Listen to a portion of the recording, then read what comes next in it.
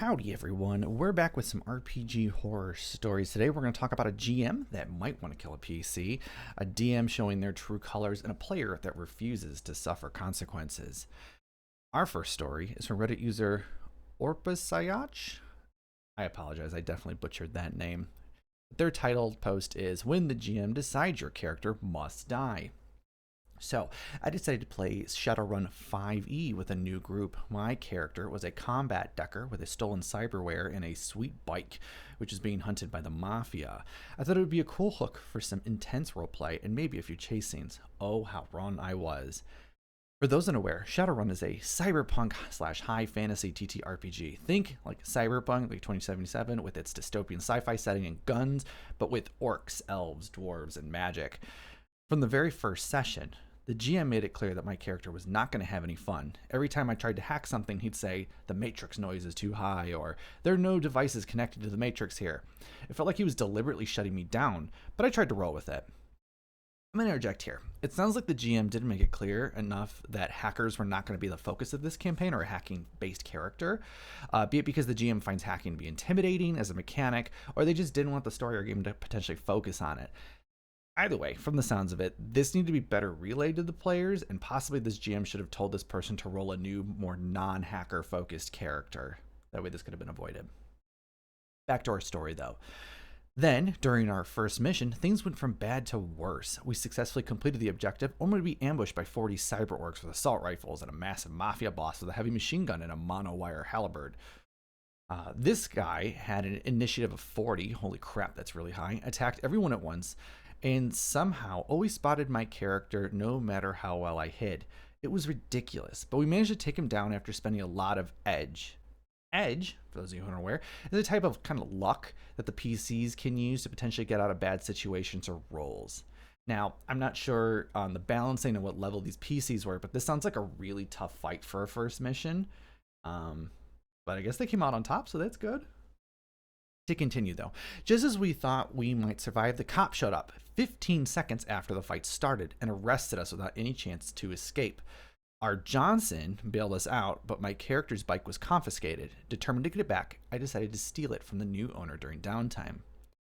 Again, for those of you who don't play Shadowrun, a Johnson is an anonymous corporate employer, not like how I initially imagined this, which was a big meaty I digress though.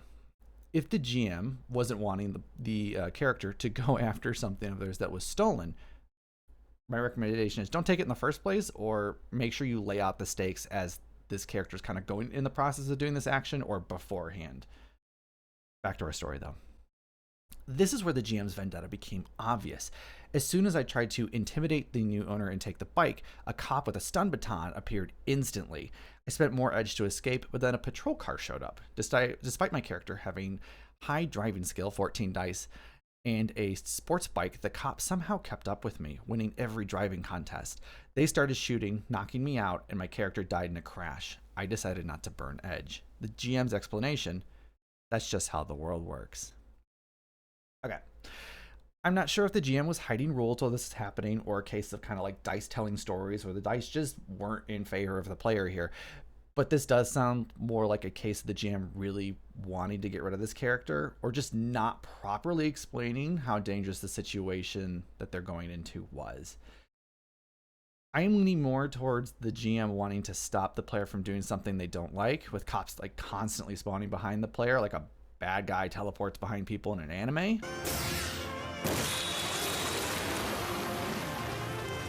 A lot of this, though, could have been dealt with if the GM was upfront about the planned lack of hacking and how there would be consequences for actions. This GM needed to learn that players are going to have agency, and they're going to go after their stuff if it's stolen. They, like almost always, players, if you take something from them, they're going to want it back. And also that if a character isn't going to fit gameplay wise, you need to relay that info to that person so that way they can make a new PC to better fit with this campaign. Let me know below though. Have you ever had a GM like this? Our next story though is going to be from Reddit user Nakama Michelle. I hope I didn't mess up your name. Titled DM Went Mask Off. This literally just happened an hour ago. For background, it's hard for me to commit to a time when most games are run, so play by post is the way I usually am able to play. Someone advertised the play-by-post game in an interesting modern-day setting. I reached out to the DM, and he quickly gets a group together. All 4 of us like playing together. We have fun characters, and we all do well together as for a time. I'm assuming that's for a time. Fast forward to tonight. I make a self-depreciating joke about my own character. The DM then makes his own joke at her expense. I commented that I laughed, but I would rather he not make those jokes. Then he said he jokes, that's what he does. Racist jokes, women jokes, Jew jokes, gay jokes, all the jokes. He hates everyone equally. Kind of edgy. We all try uncomfortably laughing it off until he starts going off on not being able to offend people anymore. Oh, dear Lord.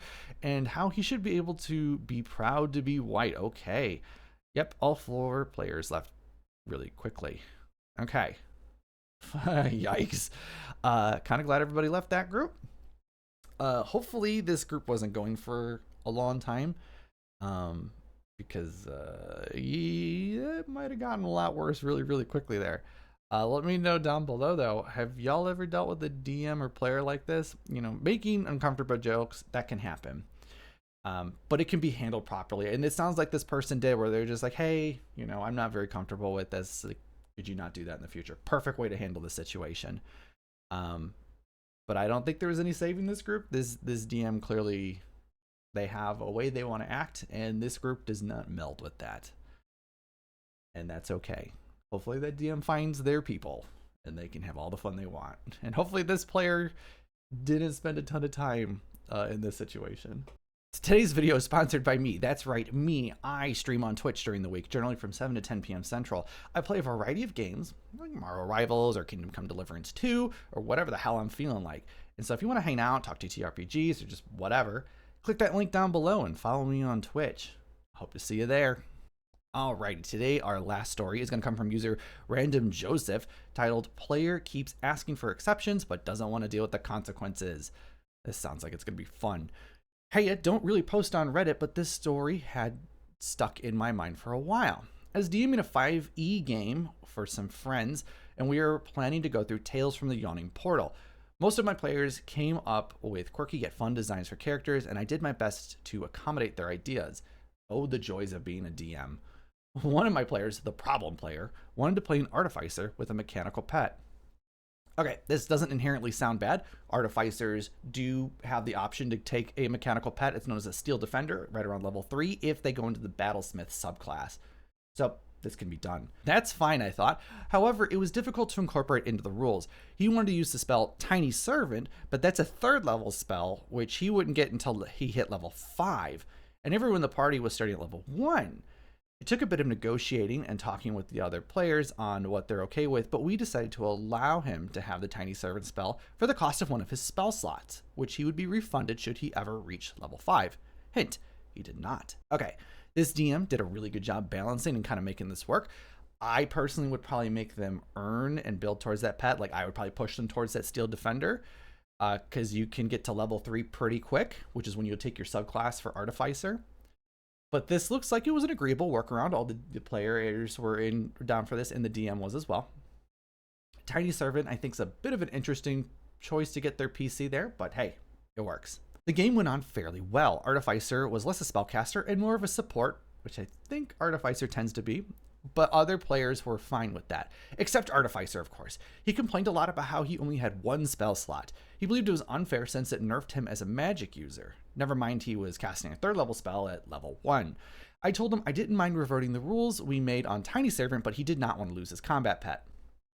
Okay, DM is doing a phenomenal job here, offering the option to undo this homebrew, this like kind of mini homebrew they did, and, you know, balance it out. It's like, hey, if you don't like this, you know, fact that you don't have as more spell slots, cool, we can take that away, balance it out, and you can go back to doing normal.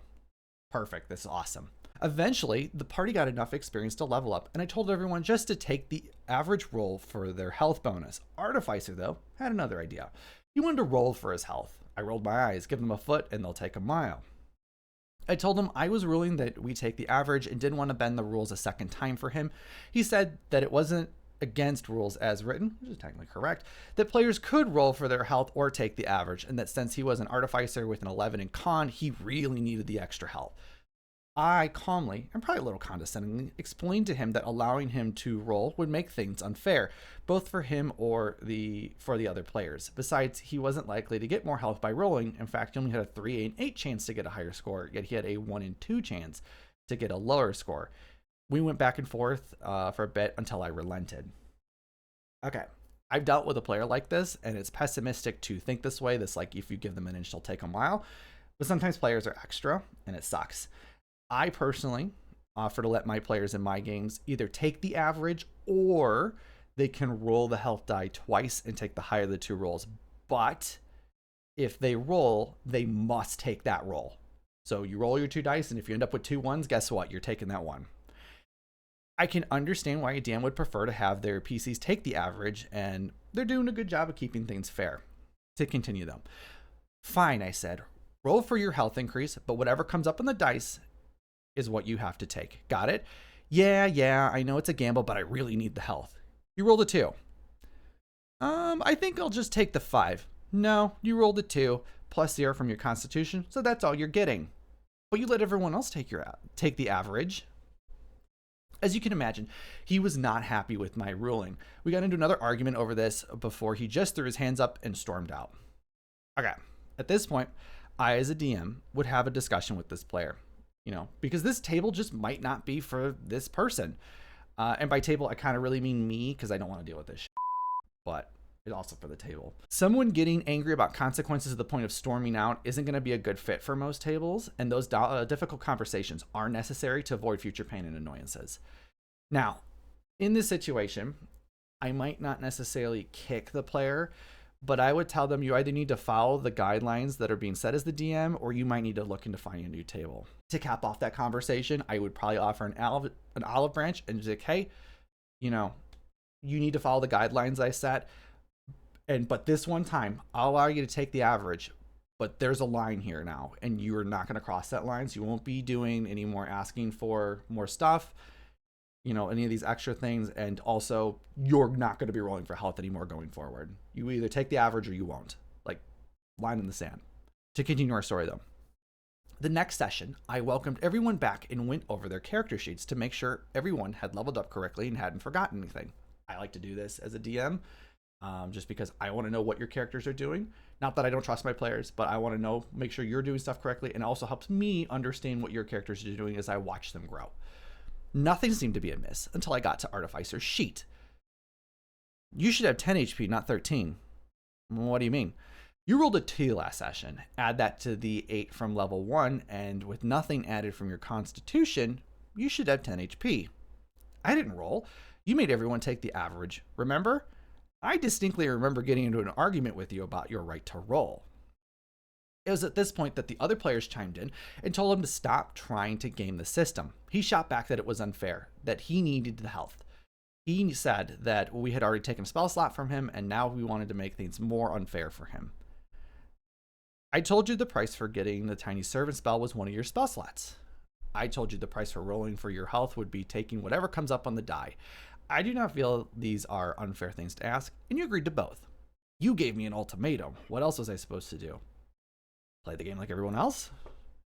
Again, more arguing until eventually I just asked him to leave. That if this was his attitude, then I didn't want him at my table.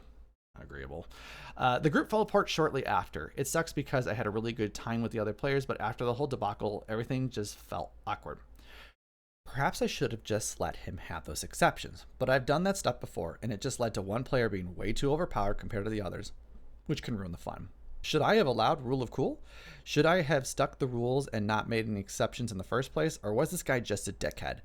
Either way, it's in the past. Hope you guys had fun reading this, though. I'm kind of curious what made the table fall apart fully. Like, was the argument really that bad? Bad arguments can cause people to lose interest quite quick, which is why I recommend trying to deal with these problems early and kind of off to the side. People often play TTRPGs to kind of escape from real life and real life drama, so dealing with people arguing can make the game really unfun really quickly. I think the DM here did their best to try to keep things balanced, but a bad player ruined it for the entire table.